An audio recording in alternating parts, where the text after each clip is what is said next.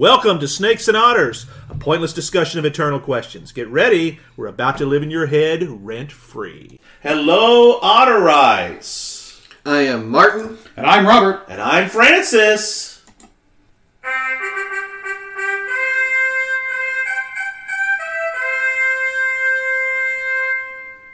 Oh, that sounds so good. We're celebrating something this time, boys. Our sesquicentennial episode. Hey, I got it right. And I'm glad you said it, not me.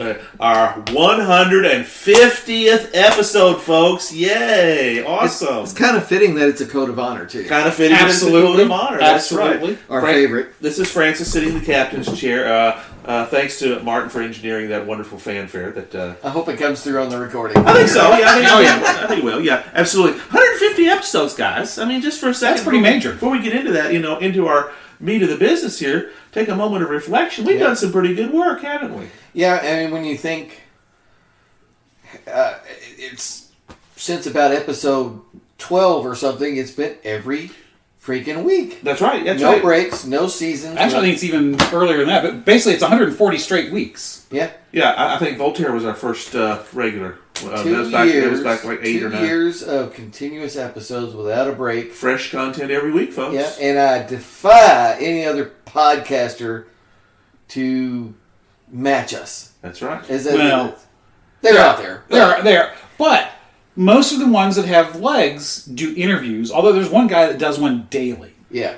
Now, that guy I'm impressed with, but he also has a lot of interviews. He also has a lot of sponsors, too. Yeah. So he can do daily. Right. We work other jobs. Yeah. But a lot of podcasts are, 6, Seasons. 8 episode seasons about something very focused. Yes. Topical, niche podcast. And we do that from time to time. We'll have our themes that we'll run through from time to time. Well, we do have our themes. I mean, we do a different subject every week, and so we do, but, and we'll do stretches like World War II and what have you, but still, it's every week. That's right. And it's definitely, we shift gears enough to give the listener whiplash, I feel like, and I love that. Sometimes in the same episode. Yeah, so, I mean, we'll swing from these deep history episodes into talking about Steve McQueen, and then from that into some kind of... Or Hoopajube into a history. Yeah. You never know where we're going there. It's crazy in the pop culture. And, there are podcasts that just do pop culture stuff, and that's awesome. But it's like, let's have some context and let's fit the pop culture into other things. And I think we do that as well as possibly can be done. Well, we do live up to... For 3 guys with other jobs. That's right. We do live up to our motto, which is a pointless discussion of eternal questions. That's right. Absolutely. We try and make everything mean something. We all got our swag on today. We do. We do. That's absolutely. Yes, that's right. Yep, Snakes. We appeared in public after an awesome breakfast. Yeah, we did. That's right. Der Waffle House. That's right. Seems to be our place to go not all the time. It's not our two-thirds, but it's not our official breakfast place though. No, that is Biscuit Belly. Biscuit Belly. We love you, Biscuit Which we Belly. will be back at next month. That's right. Just a few weeks. Yes. Yes, can't wait. Yes, although the breakfast at Waffle House this morning was excellent for me. It was. Yeah, It as really it is. usually It's is. it gets a lot of bad press for some reason. I don't know why. It's kind of a low end, but it's always a good breakfast. I'm never disappointed. Great quality, great service. The folks there are wonderful. Yeah. It's just a place to come in and get you some fast. good food. It's fast. Fellow was working that flat top and got that stuff out to us in a hurry. Delicious. Actually, I was impressed. I think that was the most people they've had behind the counter there. All the time we've been going to that particular Waffle House. It's hard to get staff for restaurants. Very much so. And they were well staffed this morning. I was very pleased. They were great. So anyway. Anyways, yes. 150 episodes, folks. Here we are. Just a little fanfare. Just a little, and we'll salute us during the bourbon break a little bit. We got some great stuff, among other things. But Code of Honor is about quotations. This is one of our most popular episodes. We're going to talk some really deep thoughts that come from who knows where. See, now he said that, I feel like we're going to go straight to potty humor. No. Total humor is always funny, folks. We know that. If you do it well, it can be gross, but it's still funny most of the time. But we're not going there. We're going to go to something something cool. Something cool. And Martin has been dying to start this one off, I know. Okay. Because he's got a... We're going to continue our theme of the late great P.J. O'Rourke. I mean, it's his idol. Yes, so this is our first Code of Honor since PJ's unfortunate passing. And again, last episode we gave a quick tribute. The first time we had gathered to record since his passing in February of 2022. So obviously that first time I had to pull a PJ. And he's so awesomely and eminently quotable. There's stuff from his appearances. Again, he would give speeches, places like Cato Institute or Heritage Foundation, things like that. And then, of course, his quotes many times. Yes, and I've done tons of his stuff already. All of the famous stuff about giving money and power to government is like giving whiskey and car keys to teenage boys. I like the outhouse one myself. Yeah, personally. And that's my personal motto. It's one thing to burn down the shithouse. It is another thing entirely to install plumbing. So always be plumbers, people.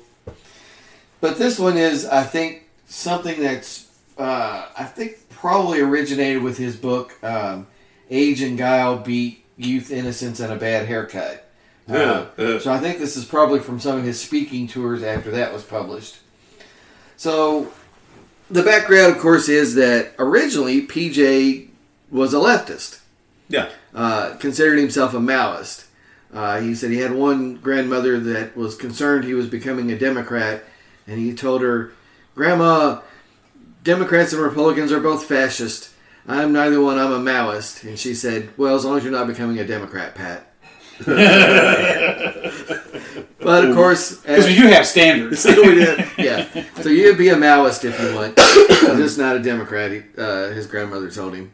But of course, he then moved politically, and as he began to see the world as something other than a college student of the Vietnam era. And so the quote is, "I like to think of my behavior in the 60s as a learning experience. Then again, I like to think of anything stupid I've done as a learning experience. It makes me feel less stupid." So this is something I think we've hinted at a little bit before. Yeah. In the idea of, do you learn from your own experience? Can you learn from other people's experiences? And that sort of thing. What teaches you? It's not an either or. Yes, exactly. What teaches you?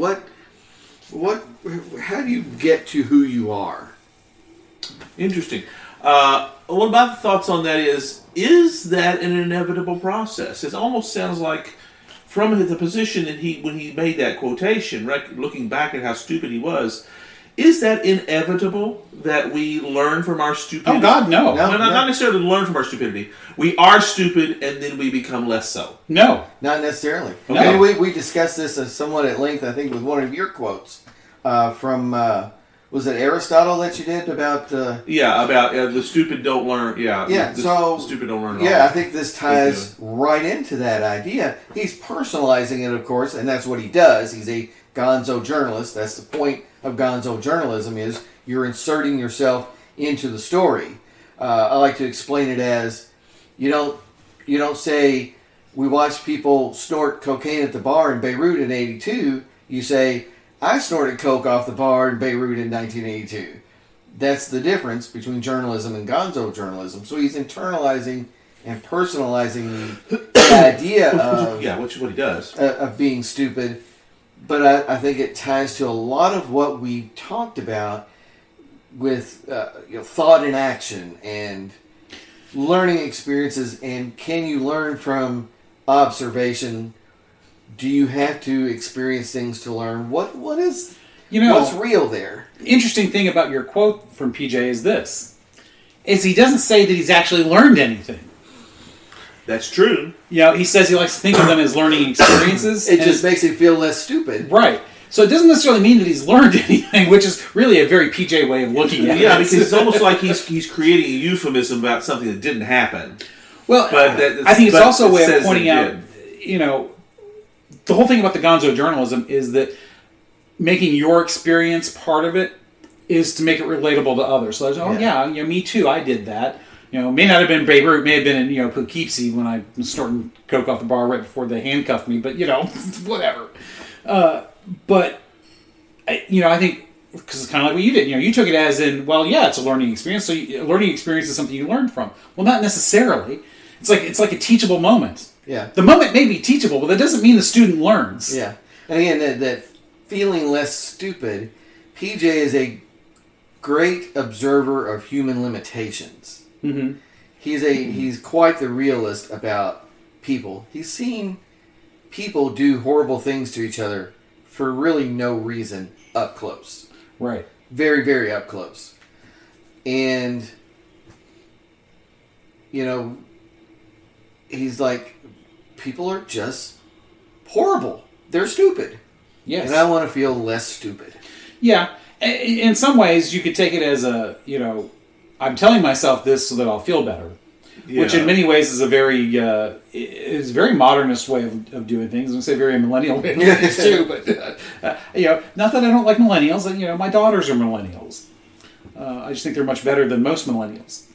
But, it very much is that it speaks to human nature and that we like to make ourselves feel better about the stupid things we've done. Sure. Because nobody although some people do like to dwell on their own past mistakes because they either like the attention it gets them for, oh, woe is me. Or victim mentality. Yeah. Or sometimes it's not so much the victim mentality because sometimes it's the narcissistic mentality. Yeah. Well, yeah, ultimately. Because it's the attention you get. Right. And they're a little tied together. Right. But one is, look at me. That's the ultimate goal for that. I'm like you, though. I like to think of it as that way, I've learned how to better myself. But it's just, to me, I just find it fascinating. He doesn't actually say that he's actually learned anything. Yeah. Which is very PJ. And again, if you're not familiar with the work, he went to horrible, horrible, horrible places where people were doing horrible things to each other for many years. Yes. And, if you were He worked for Rolling Stone? He was the foreign correspondent or foreign desk chief or whatever title they made up for him for Rolling Stone for a long time. And freelance some too.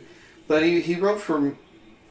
He would often go somewhere and write multiple articles for different publications out of those experiences. Right. For different things. I couldn't help but think about... there was recently, just a day or so ago, a photographer, very well-liked photographer, killed in Ukraine. Yes, I saw that. Yeah. I forget the gentleman's name, Pierre, and people just poured in with, this was the greatest guy to work with. Worked with him in trouble spots all over the world, and he was always caring and professional. And I just can't help but think, if PJ were with us, Ukraine's probably a little bit more of a hotter war than he was ever in. Yeah. But it would be a place he'd be wanting to do. If he were 20 years younger, he'd be there. He'd be there. Yeah, probably a little more than that. 'Cause 20 years younger, he would be our age. Interesting, yeah. So... I sure as heck don't want to go there to cover anything. No, me neither. So, an honest journalist covering the kind of thing that's going on in Ukraine, that's something that should be saluted. Oh, absolutely. Yeah, Absolutely. That's how you get... Well, it's very brave, too, because as we've seen, there's crackdown going on at home.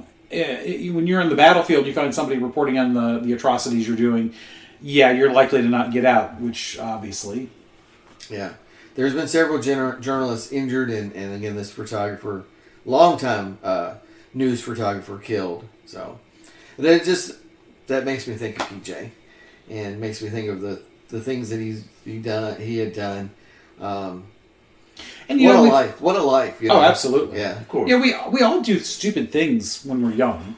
That's kind of the whole point of being young in some ways, is to get the stupid stuff out of our system before we take on real responsibilities. Yes. Because, speaking as a husband, the wives don't like it when we do the stupid stuff. They much prefer we have all that stuff done by the time they get a hold of us. Sometimes that's why they like us, is the stupid stuff we do. That's true. And then they want us to stop. That's right. They're better at that kind of thing than we are. Women are the great civilizing force. I'm glad you said it because I was about to. Yeah, I mean, it is very true. They really are. But, being able to even acknowledge that you've done stupid stuff and that you should learn from them is a very high order moment that honestly I don't think most people hit. So kudos to him for even acknowledging it in his backhanded way. Yeah. But not everybody acknowledges that they've done stupid stuff, much less that they should learn from them.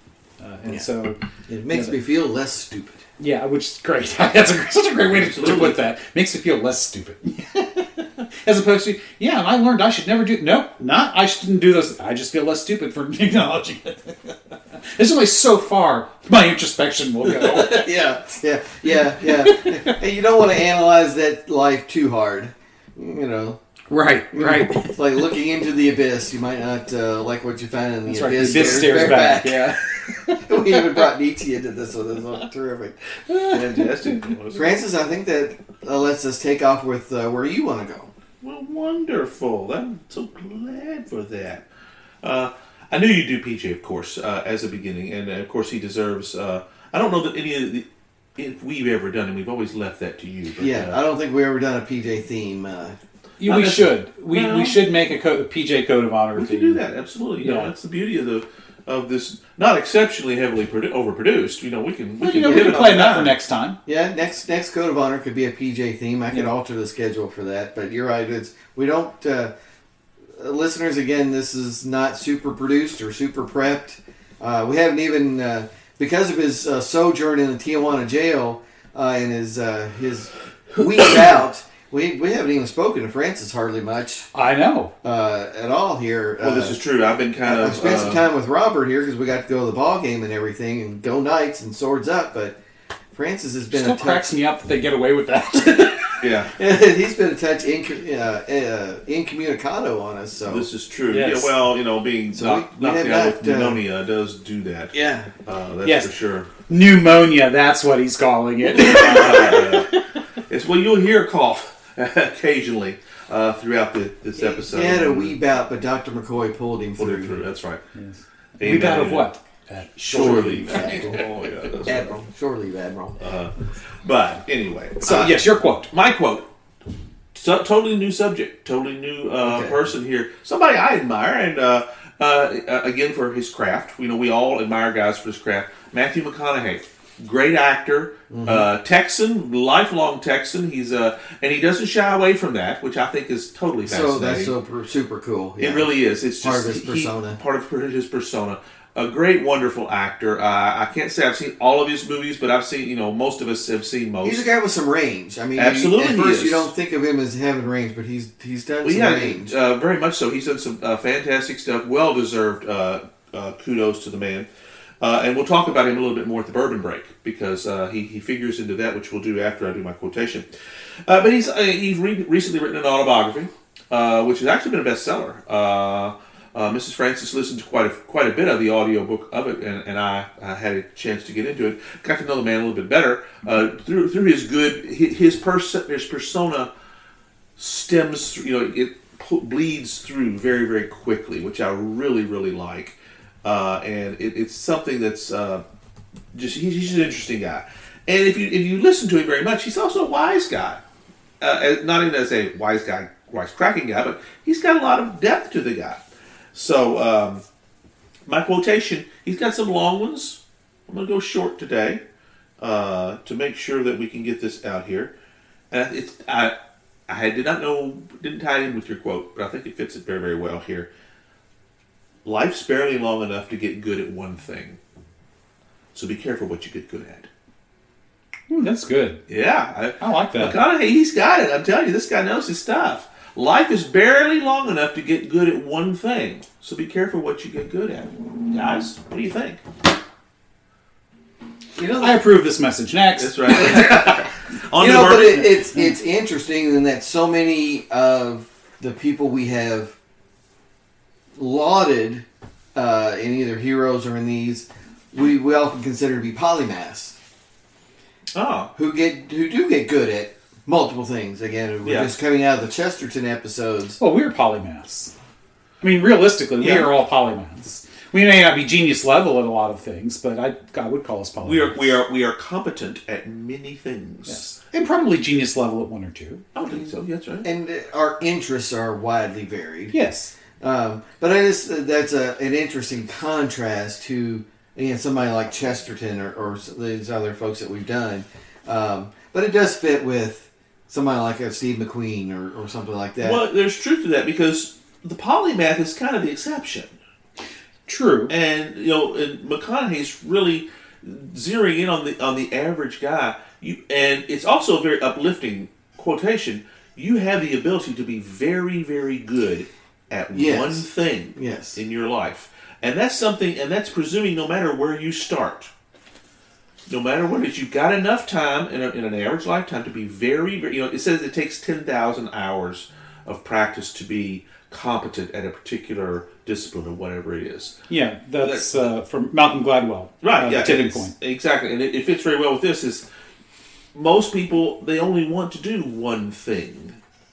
Don't half-ass a lot of things. Whole-ass one thing. Well, it's exactly right. Well, I would disagree that most people want to do one thing. Yeah, I think that's the real point of his quote, too, is that I think so many people let life just sort of wash over them without really making an attempt at doing anything. At doing it, being really good at something. And not that people go to their jobs and they stay at them, and they're not necessarily really good at them, and they live a life. But he's talking about, look, you can be extraordinary if you want to. Yeah. Life is long enough to be extraordinary at something. Something. That's right. Not necessarily a lot of things. It takes somebody really special to do that, but even you can be outstanding. Apply yourself. Be great. Irrespective of your level of talent. And that's kind of what he's saying here is if you've got time to do it, practice will make perfect. I disagree with that. Or at least make you better. Well, in many things. Because there's some things that you have to some things you have to have a an aptitude for. I mean, I could spend 10,000 hours trying to play basketball. I'm not going to be good at it. Well, that's correct. Right. He didn't say good at anything.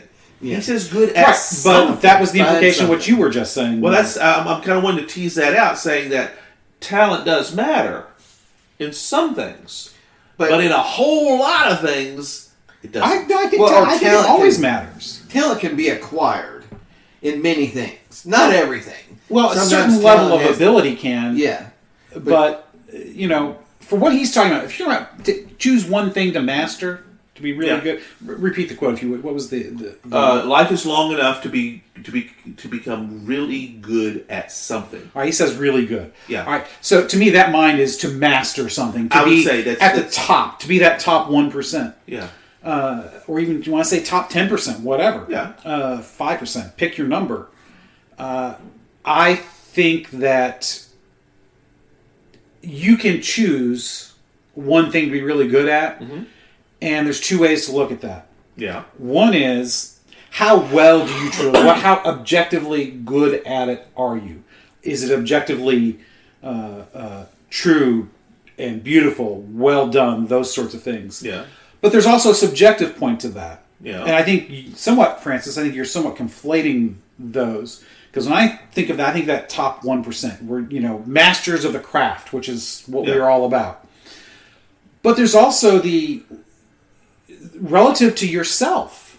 Okay? So if I get really good at one thing, to me that maybe I may still be, in the bottom 20% compared to all the other practitioners. Right. But if I do it better than if I do it as best as I possibly can for myself, then, measuring against somebody else doesn't really matter. So you're going back to the Hemingway quote that we had. You're only really competing against your previous self. Well, yeah, you could look at it in that way. Because, like I said, I think there's two ways to take that quote. Yeah. One is the external form, which is where, again, we're competing to be the best there is. Objectively good. Yes, which, you can make the argument, well, especially when it comes to art, because usually that's the kind of thing you think of, acting, writing, singing, music, those sorts of things, because nobody really thinks about that in terms of how good you crunch numbers in a spreadsheet. Although, but there is, it's right. That is a talent unto itself. Yeah, but that's usually not what we think about.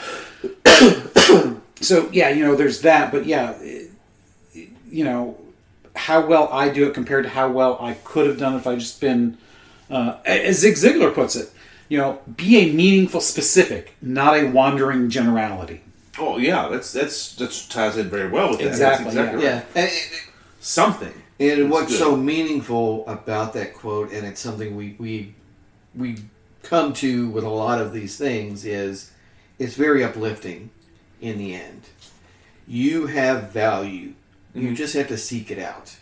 That's right. And everybody can be possible. good at something. Yes, you can be good at something. That's right. You're not... I always said, your destiny is your own. That's another way of saying that. Yeah. You're not necessarily a prisoner of circumstance. You may feel that way, but it is possible to escape. And it is... No matter where you start. No matter where you start, you can be good. You just have to understand that you have that value. Right. And it does require effort. There's no question as to Oh, absolutely. And that's kind of baked into his quotation. Yes. Is that you got time to do it, but you got to do it. It's up to you. It's up to you. And the thing, the way you put that, I want to tag onto that a little bit there, Martin, because far too often, because the way we was talking about you have value, when we talk about how good somebody is at something, we look at something in a very utilitarian way. Yes. That is very dangerous. Correct. It is so very dehumanizing. And as you know, we are all about not dehumanizing. Yes. Yes. You Recognizing, are more than just the value you bring in a utility sense. Exactly. You're a valued human person. Exactly. Recognizing that. Understand that about yourself, then gives you the impetus to achieve. Yeah. Right. Yeah, your value is not tied to your productivity. Right. And that's why I like the internal form of Francis's quote, how much better am I at it than I would be if I had not attempted to master it. Right. Because usually the attempt is what makes you better, not how well the attempt works out. Mm-hmm. Because sometimes, again, when you start comparing to others, most of the time, the things we attempt to master, most of us are not going to be in that top 10% of that compared to others. Right. Because, there's just not that much room at the top. That's and a lot of the things that we try to master. There are many things. Which leads me to the piece that I wanted to go to. The last part of that quotation, we haven't spent any time on it. So choose wisely. That's not exactly what the words say. But choose well. Exactly. Choose something good. Choose something good, yeah. That's right. Because there's two aspects to that. There's choose something that's meaningful to yourself, but it's also choose something worthwhile in the world. Well, that's what he's saying here, because just because you're the greatest drug dealer that there is, doesn't mean that is a worthwhile pursuit. Right. Yes. The best serial killer is not necessarily the best thing to be. Yeah, that's right. Dexter isn't something to aspire to. No. Well, very much so. Yeah. All right. Did you? Oh yeah. I got okay. Because for a second I thought you were agreeing just to. No, I know who he is. Yeah, it's all right. I've not watched it. Yeah, I haven't watched it, but I mean, I love Dexter. Through osmosis, I understand it's very well done. Yeah, that's yes. right. Yes, I do have problems with making the protagonist a serial killer, but he's an anti-hero. But he's an anti-hero. That's right. They're doing it well, and there's lessons to be learned and all that stuff. And that's the thing. It is about with Dexter. It's about the journey. So in a way, you can make the case. It's not about him being the best serial killer. It's about that journey he's on to actually be a better human being. He's on his road to redemption. Because he is one of those people that he is a true sociopath. Yeah. In that he doesn't have regular human emotions. Right? He cannot relate to others. And his foster father in the show gave him this code to live by. Mm-hmm. So he actually attempts to live by a moral code, whacked out as it is, because he only kills killers. Right. Yeah. Or people who have done really, really awful things. Yeah. No different than the Punisher or Mac Bolan. That's right. That's the same. Exactly. That's the same. And in that attempt to follow that code, he learns emotions. And he learns how to make connections with others. So, in a way, the show, again, is not about being the best serial killer. It's about being the best human being. Yeah. It's his road to redemption. Hopefully. Being fully human. Yeah. And for him, that actually has a much deeper meaning it's because than for many of us. He is disabled in certain ways. Right. He is very less human than most. Which of course, is what makes the show such a fascinating study. Yeah. Because you can recognize those things with it. That's why, but you have to have the proper moral perspective to work on that, which is, I think, is what McConaughey is talking about here. Is it's not, don't just do anything, and do something that you can do that has virtue. It's kind of the word I'm trying to circle right here. It has to be a virtuous pursuit and is meaningful to yourself. Yeah, and when we say virtue, it doesn't mean it has to be something really high level. It's not at all. Mother Teresa. It doesn't have to be that. No. Right, but it doesn't. You shouldn't. I hate to say can't, because I don't like to limit through my own misunderstanding what somebody else may choose to try and be good at. But you should pick things that are not solely self-serving. Ideally, that's a good barometer. It's a very good barometer. Ideally, what you choose will serve others in some way as well as yourself. It shouldn't be totally selfless either. Yeah. Well, even a mergers and acquisition lawyer serves a purpose. A very low purpose, but yes. But like PJ has said, even the worst leech of a mergers and acquisition lawyer probably pays more than $100,000 in taxes, which is $100,000 worth of U.S. Marines that can fix some shit. Right. Puts his kids through school. And his 3 wives, and it's whatever. Yeah, he's putting food on at least 3 tables, probably. That's right. The mistress, and he pays his rent on his pied-à-terre, and that's right. Supporting somebody in the lifestyle to which they'd like to become accustomed. Yeah, that's right. So that feels like a good place to all right, and stop. That's right. For the bourbon break. For the bourbon break, because and this is one of the reasons I chose Matthew McConaughey, or it could have been the other way around. Is we're drinking new bourbon this time, boys. We're drinking Matthew's favorite. We are drinking the Wild Turkey bourbon whiskey, made here in Kentucky. Lawrenceburg. That's redundant. Well, yes, but it's also a very old brand. We were talking about this in the show prep. Do we need to refresh in the glass, gentlemen? Martin, I'm good. Just a splash. You need a little bit, sir. You just need a little bit. 8:30. There you go. That sounds really good. I've been sipping on a little of this beautiful, beautiful Wild Turkey. First time we've ever done it. I don't know why it took us so long to get to it. I guess because being such an established brand, we were kind of skirting around it, looking at new stuff. Mm-hmm. Matthew McConaughey is the creative director of Wild Turkey. He basically, he's very Texan, as you know, but he's a bourbon lover and has been for a long time. He went to them and basically said, "This is my bourbon. I love it. Let's do something together." My brand. And of course, they were super thrilled to have an actor of his stature be a spokesperson. Very much so, yes. And he's of all their brands that they have. But Wild Turkey, this is the original. There's several others that we will eventually get to, but it was kind of with McConaughey in mind that I said, if he, who is a well-known bourbon aficionado, if that was his bourbon, we should have that on the show. So when I replenished my stock here, I decided this has to be the one we're doing it. So that's what we're all... I almost picked up a bottle the other night myself. Wild Turkey 101. It's good stuff. And that's very good stuff, absolutely. And that's different from what we're having here. This is the standard. This is not the 101. This is a regular bourbon whiskey. Okay. As it says here on the bottle. Because the brand itself has several different iterations of it. As most do nowadays. As most do, exactly. And we'll get to the 101. You should go ahead and buy it so we can try it when you want to. And there's just several others that are out there that they do. But if they are anywhere as good as this gentleman... Yeah, this is really good. When I first took a whiff, because I like to get a good sense of the smell, the odor, and the way it affects the nose. Got to get the nose. Just the bouquet. And yes, the bouquet. That's the word I was looking for. I think so. And then took that first sip to swish it around in my mouth to get a good sense of the flavor. Immediately got that sweetness, which Martin quickly identified as pear, which they list on the bottle. I didn't quickly associate it with pear, but I got the sweetness. Yeah. And there's also that very strong hint of vanilla.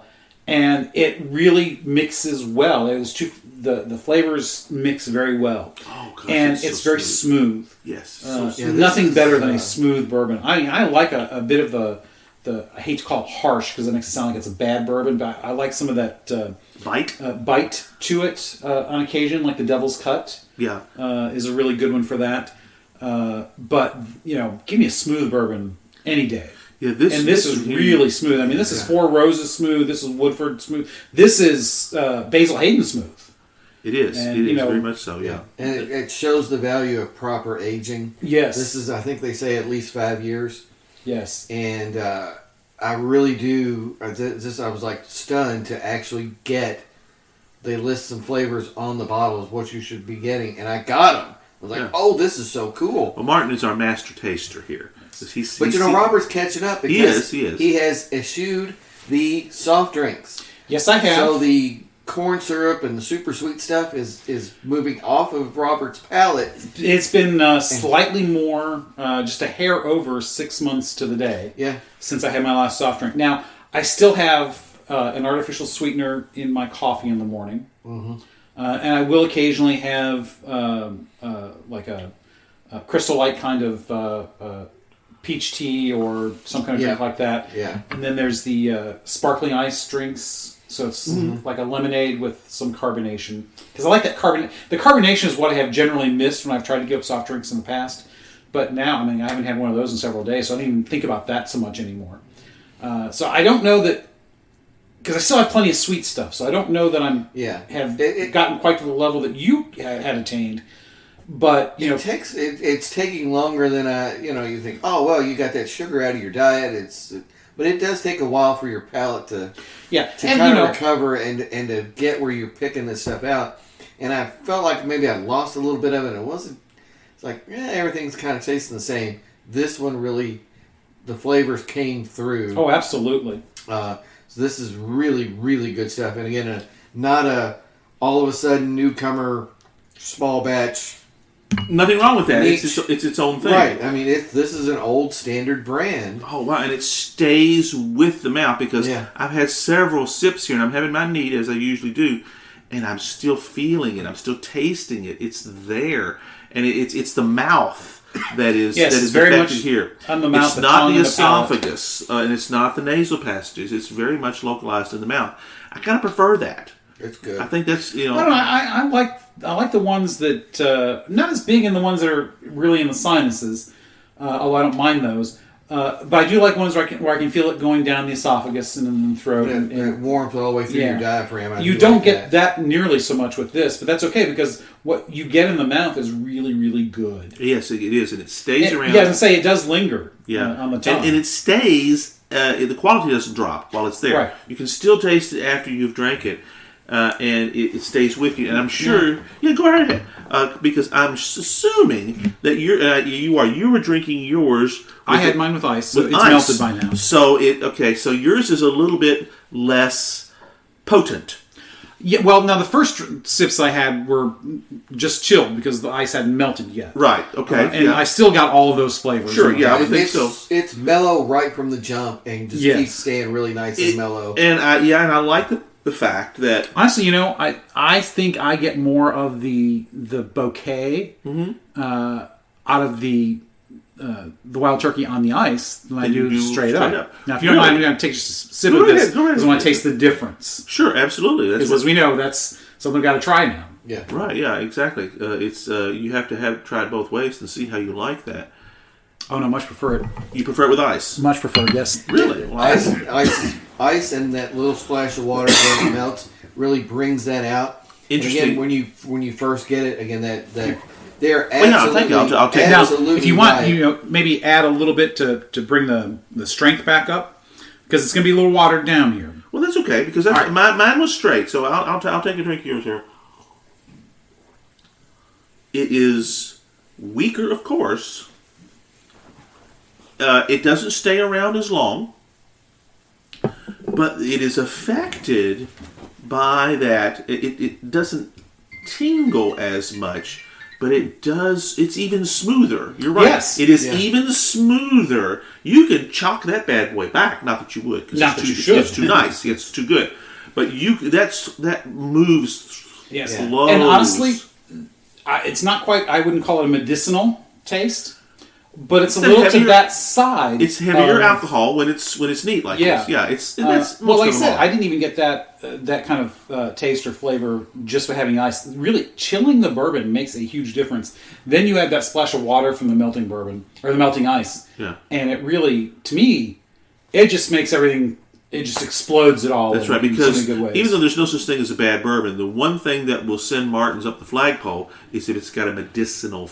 Yeah, it tastes like scope or something or that antiseptic to it. Right, and we've only had that maybe once or twice. Yeah, but this certainly is not that. No, this is top shelf to me. I mean, it should be. Well, I mean, McConaughey, you think he's going to get it right? Well, he probably drinks the higher end version of this. Well, there's a version of it that he had them create for him, which I did not get because it was about twice the price. It's coming though. Exactly. It's coming though. So, but I wanted us to kind of do this. Yeah. This is the standard baseline. Because it's like the Four Roses. We had that basic, and then we tried a small batch. That's right. Even the basic was great, and that's the same thing with this. This you said was about a $20 bottle of. That's right. Of bourbon. 22, I think it was. That's an amazing price point. You can't beat it. And again, what's on the label? Exactly right. Pears and vanilla, and it's amazing. Yes, and yes, none of it's overbearing. This is a new go-to right here. Well, I'm thinking so. This should be. Thank you, Mr. McConaughey. This is the shit, yo. We'd love to meet you. We'd love to have you on the show. Wouldn't that be wonderful? All right. That's all right. Let's keep going. That's right. Well, yeah, good stuff. Really is good. I'm glad you guys like this. I bought it with his recommendation, but with you guys, of course, in mind. Yeah, to make sure that we got this right. And it's a 60-yard touchdown bomb. It's awesome. That's the way we like it. Thank you. Thank you to the great folks at Wild Turkey. C.J. Fleming 3. That's right. Yeah, that's right. Fantastic. Okay, it's time to shift gears and send it to the hammer. All right, so I've got my quote picked. I had several I could have picked from, but this one I think does the best job of incorporating elements of both of your quotes. So, as I like to do, if you guys would repeat your quotes real quick. P.J. O'Rourke. I like to think of my behavior in the 60s as a learning experience. Then again, I like to think of anything stupid I've done as a learning experience. It makes me feel less stupid. And my quote was, life's barely long enough to get good at one thing. So be careful what you get good at. Right. So the thing I like about both of your quotes is that they're both long-term vision. Which is great. Now, one I think is looking forward. Yeah. Whereas Martin's yours is kind of retrospective. Yeah. Yes. Right. Yeah. That's true. Examining your life. Examining your life. Which both things are incredibly important. You cannot live a full life, I think, without doing both. Right. So, especially as you go along. I mean, yes. It's almost impossible to not do both. I think a lot of people manage. That was a hand grenade, boys. I wanted to just wanted to play with that one for a second. Yeah. Anytime you come up with something positive about what people ought to do or do, and anytime you say, "Well, you almost have to that," it's almost always that's a false statement because there are so many people. It's definitely oxymoronic, but I like. Well, it's one of those things that it should be true. Well, that's right. That's why I like it. That's why I have to throw it out there. It should be true. It should be true that these things go hand in hand and that people do both. Because, you've always got something in the past to examine. You've always got something in the future to look forward to. That's right. And, you can't move forward, in my mind, you can't move forward properly if you're not examining where you've been. Mm-hmm. It's ideally, success comes as the fruit of both of those, but that's not always the case. Some people just luck into it. Some people just manage to stumble their way into it. Some are born into privilege that allows them to do things. And some are born into it, and some, manage to just get incredibly lucky and don't have to do that. But again, all very much exceptions to the rule as well. For most men and women, you got to do both. So, my quote is from Thomas Watson, one of the co-founders of IBM. Okay. Yeah. That's Thomas J. Watson. Okay. Yes. You deserve Secret cousin to Elmer J. Fudd. That's right. Millionaire. Who owns a mansion and a yacht. That's right. So, would you like me to give you the formula for success? It's quite simple, really. Double your rate of failure. You are thinking of failure as the enemy of success, but it isn't at all. You can be discouraged by failure, or you can learn from it. So go ahead and make mistakes. Make all you can. Because remember, that's where you will find success.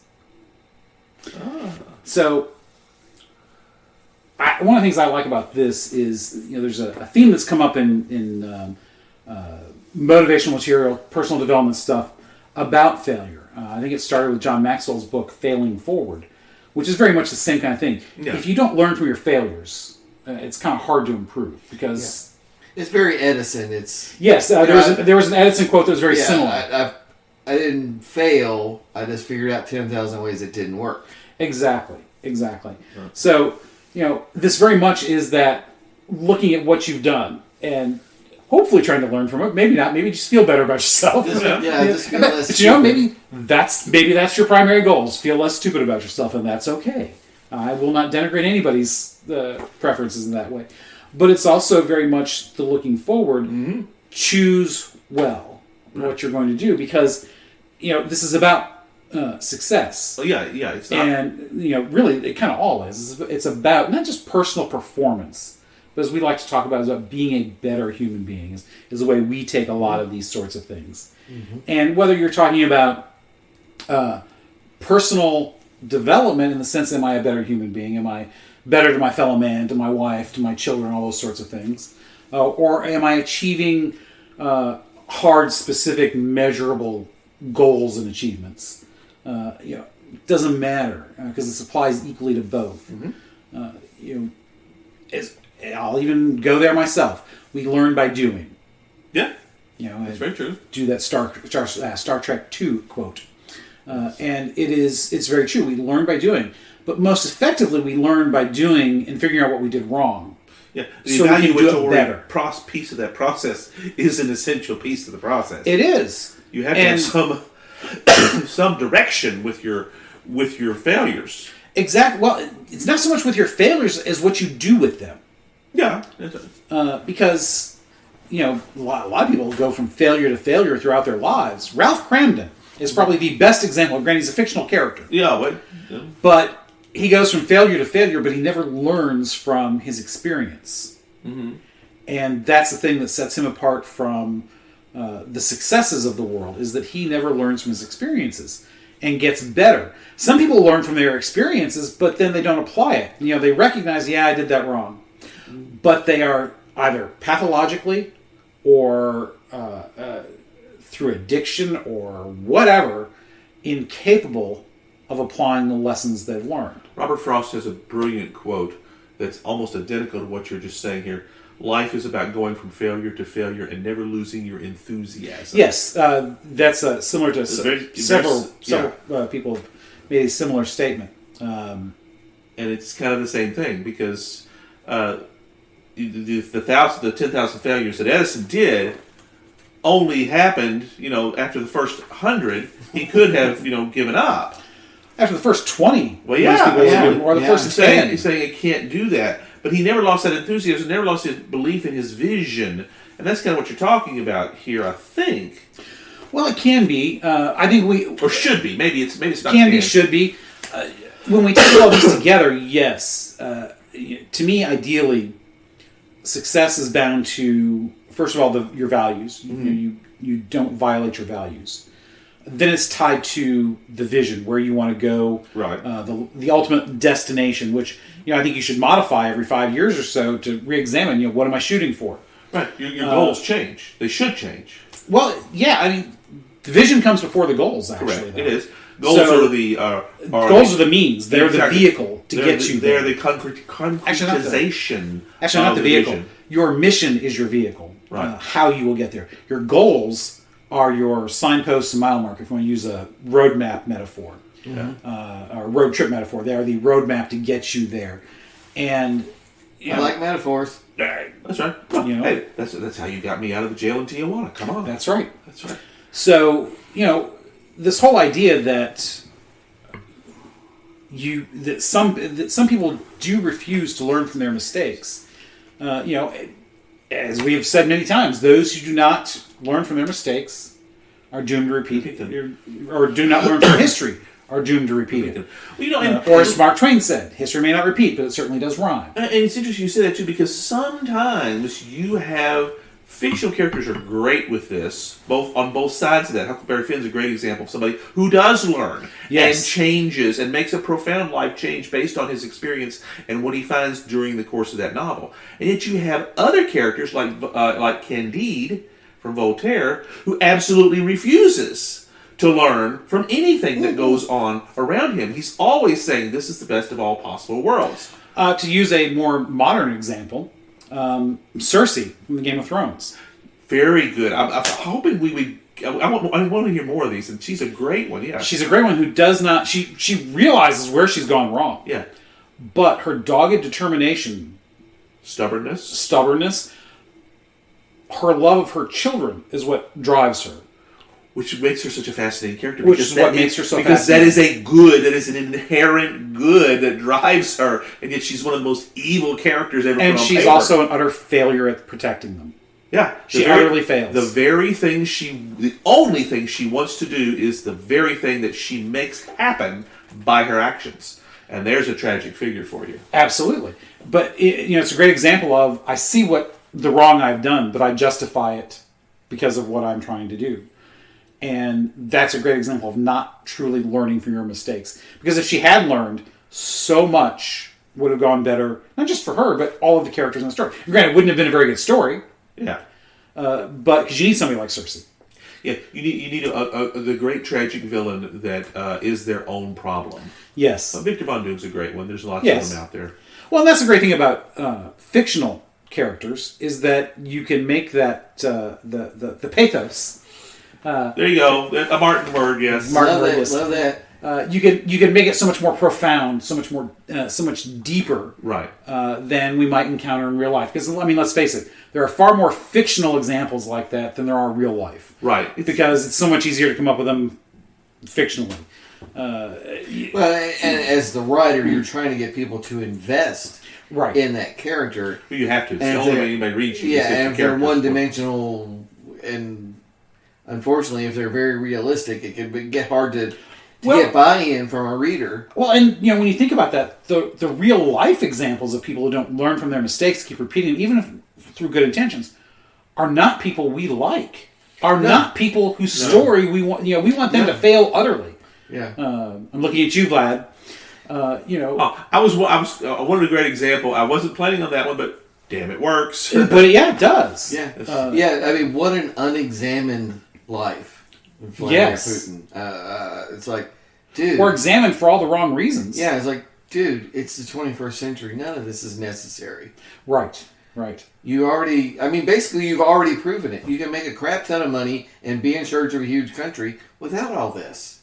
Exactly. What more do you need? See, that's the problem with the real life examples, is that, and this is sometimes true in the fictional, but there's a comeuppance. The problem with the real life examples is that we never get to see what happens, or it's never satisfying. Sometimes, but that's sometimes, yes, but rarely. You're correct. So, it's never enough. Sometimes it's there's never enough. A 9mm heart attack involved, but not enough times. Right. Or how did you put it during the break? A 9mm hemorrhage. Yes, a 9mm hemorrhage. That's it. It's right. Well, Berea is a great example, though. If you want to go back to the history of that, he's one of those that did get the. Yes, Lavrenti Beria got pretty much what he deserved. He got the ass whooping he needed. Yeah, the cosmic justice thing kind of came full circle for Beria. Great movie, The Death of Stalin. Oh my God, that's a great movie. I don't know if we've talked much about it, but it's absolutely fantastic. It's both hilarious and well done and dramatic, and it's accurate, more or less. It's accurate. I mean, it's got a terrifying tongue in cheek of ridiculousness to it, but it works. Yeah, it works. So, to me that quote, I think, does a really good. And I came across it, especially after you did yours, Francis. I said, that's perfect, because it really even uses some of the same language and themes, which makes my job a lot easier. Because don't always like the last Code of Honor. I struggled with that. It was the first one I really struggled with. Really? But, I thought you didn't let on. I think I even said it during the show. I don't think I did it as well as I normally guess do. We just expect you to be always perfect. Well, you guys thought I did a better job than I did. And the key being, with all of this is we're not talking about achievement per se. No, You're talking about fits it if you need it to. But yes, fulfillment. But it's not fulfillment. Oh yes, that's an excellent. Yes. I like that. That does. Having success in a commercial sense of a Thomas Watson. I mean, this is obviously business advice. Right, this is like 125, 130, 40 years ago, too. Yeah. But in the end, again, that applies in the same way that PJ or the same way McConaughey applies. It's not just achievement, it's fulfillment. Becoming more of a human, whatever that means to you. Again, as you guys write and explore, being a novelist, you do it. Be good at it. Right. And love it. It goes back to that brilliant quotation from Tolkien that we all know so well. Gandalf puts it was the voice for it. All you have to decide is what to do with the time that's given to you. That's kind of what we're talking about here. Yeah. But it's arguably quotations we're working with take that further, saying, well, it's not just do anything, but do something that's worth doing. Yeah. Well, because you can choose wisely. Yeah.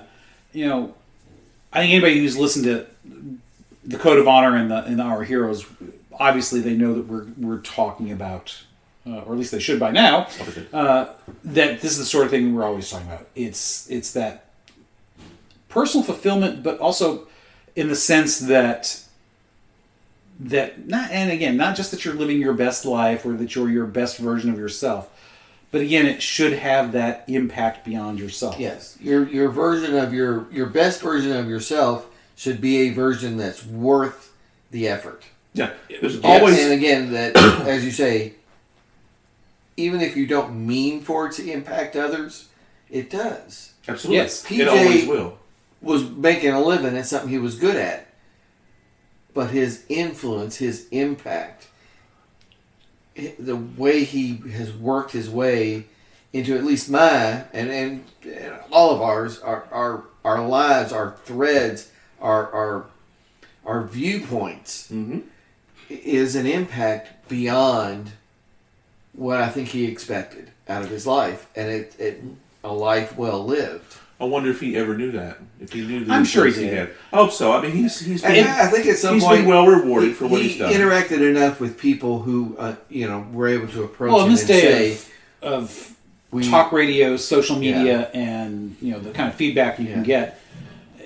Anybody who has that kind of an impact surely knows, if only by accident, because it's almost impossible not to find that stuff out. Yeah, Robin Williams was a great one for that. He talked a lot about that. About he did not understand the influence that he had. He couldn't see himself as being important enough. Some of that's his depression, mind you, to have influence of other people. Some of that's that's a little bit of humility as well. And he carried that with him. That's one of the reasons he's so likable.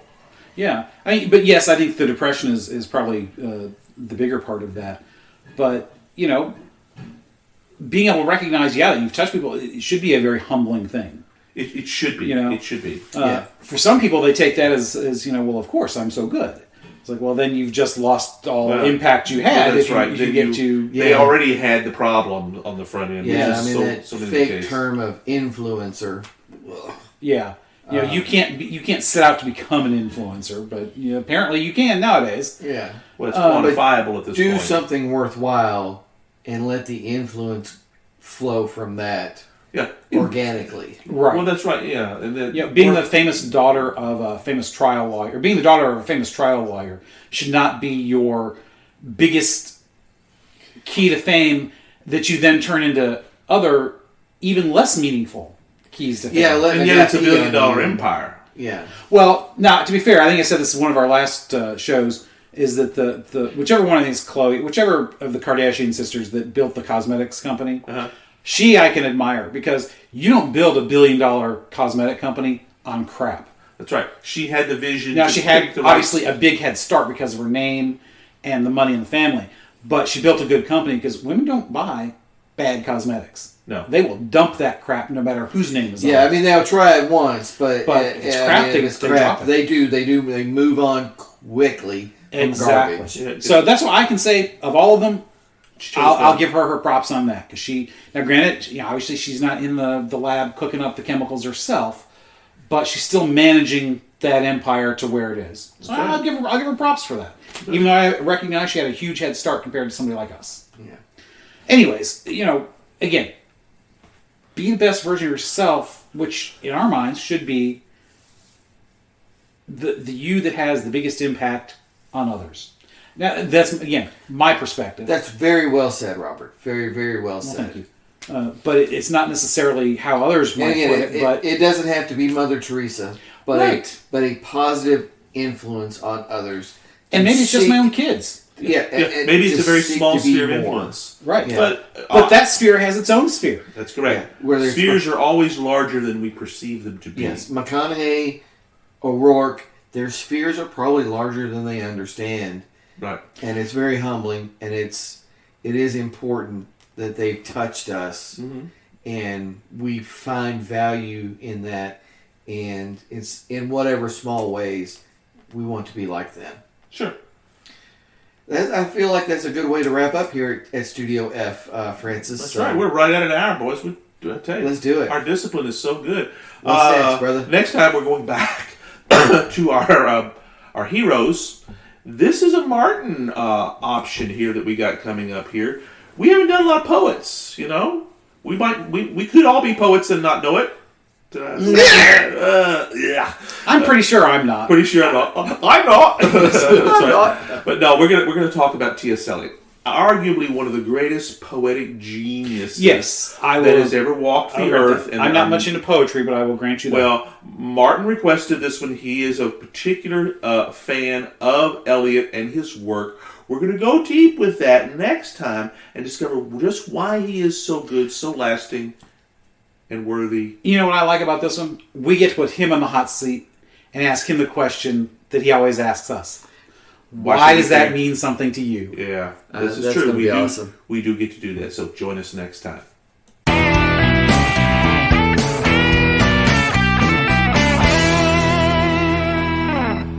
Hope you enjoyed another pointless discussion of eternal questions.